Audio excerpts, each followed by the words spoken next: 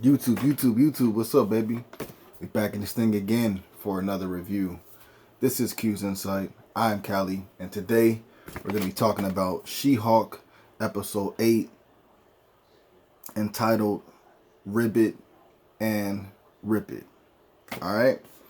Now, if you've been to this channel before, you already know how we do it. Started off with the premise, 3 favorite scenes, the grade, and then we on to the next one, right? So, again, She-Hulk Episode 8, entitled Ribbit and Rip It. Okay, so for this episode, we start off with some thieves, and they're stealing some TVs from this, store. They get stopped by this guy named Leapfrog, which is basically a wannabe vigilante, hero.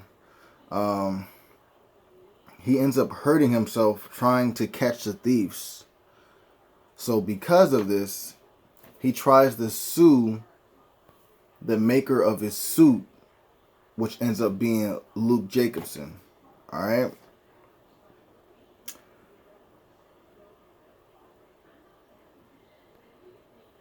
And we find out that he's trying to get She-Hulk to represent him against Luke, which would be a bad idea if she took the job, because, Luke kind of helps her out with, costumes, or, her hero wear, or whatever you want to say, right? But anyway, She-Hulk ends up taking the case, even though she doesn't want to, and also it will create waves with Luke. And so what happens is she goes to tell Luke about the situation, and Luke and She-Hulk end up having an argument about what's said, and the last words that is being said between the two is that "I'll see you in court." All right. Now the case begins. Luke's lawyer, of course, is Matthew Murdock, which is AKA Daredevil, right? So we're finally getting to see Daredevil within the Marvel universe, even though he was on that Netflix series that he had, Luke Cage, Daredevil, Jessica Jones, Iron Fist, you know what I'm saying? Like all of them had their shows on there, but only certain individuals are getting pulled from, those shows and into the Marvel universe. And so far we've seen Daredevil, and we also seen Kingpin. So yeah, but anyways, he's represented by Matthew Murdock. So She-Hulk and Matthew go back and forth in the case. Obviously, they're both skilled, so it's not going to be easy for just one to win. They're both good lawyers. Matthew finds out that Leapfrog used jet fuel, and on his boots, there's like these little jets, boosters, whatever, right? And this fool ended up putting jet fuel inside of them. And Luke clearly tells the court, Leapfrog, everybody, I did not tell you to put the jet fuel in there. You know what I'm saying? Like that was on you. You know what I'm saying? You burnt up because of your stupidity. You know what I'm saying? So because of this being revealed to everybody, the case gets dismissed in Luke's favor. She-Hulk tries to make good with Luke, but he says he hates her. From there, Jen goes to the bar, and we see that Matthew is there as well. He buys her a drink. They kind of are hitting it off pretty well. And then they talk for a bit, like I said, and then he gives her some good advice as far as like her personal life and being She-Hulk, and how she can intertwine the two to get the best out of everything. He ends up getting a call as they're talking, and he ends up having to leave. So Jen gets a text from Todd asking her for help with a legal issue. And Jen's like, I don't want to help this dude out, da da da da.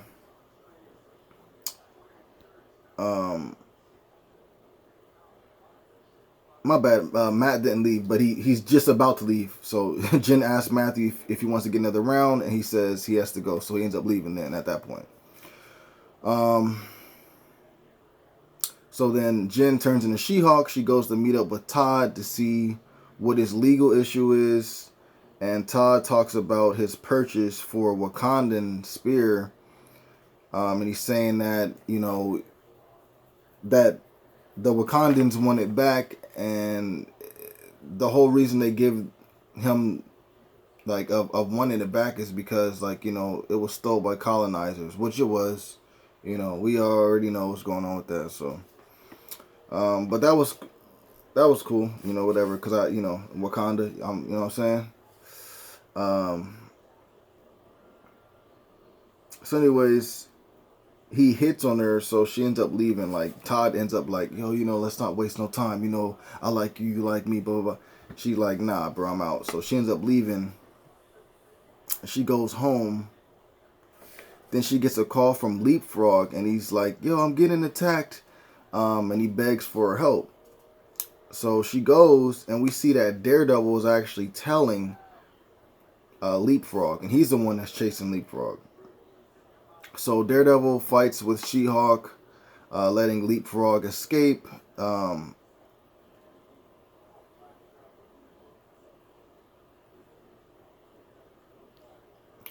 Daredevil ends up telling She-Hulk that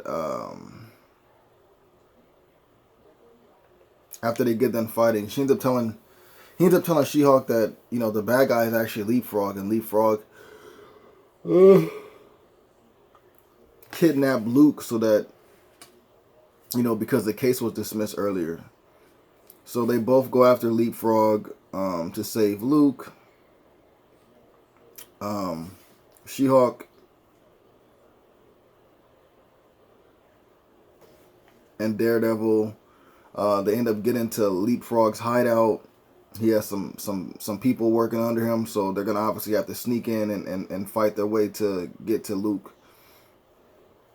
So anyways, they get to the hideout. Daredevil and She-Hulk break in to save Luke. They both fight off Leapfrog's henchmen, singly and then eventually together. Once She-Hulk and Daredevil reach Leapfrog, they free Luke and get Leapfrog to stop his, shenanigans. Because, there's a way that he can play it to get out of this situation that he just put himself in. But if he doesn't stop right now, he's going to be in deep trouble. So they get him to stop. And so that's how that situation ends.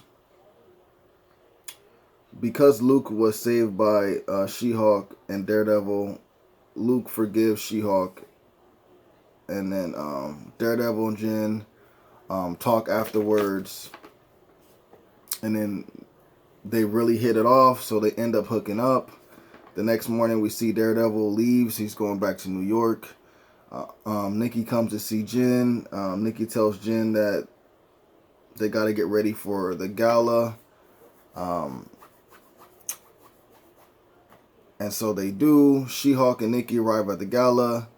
Jen's mom is there, and her dad. We see Todd is there as well.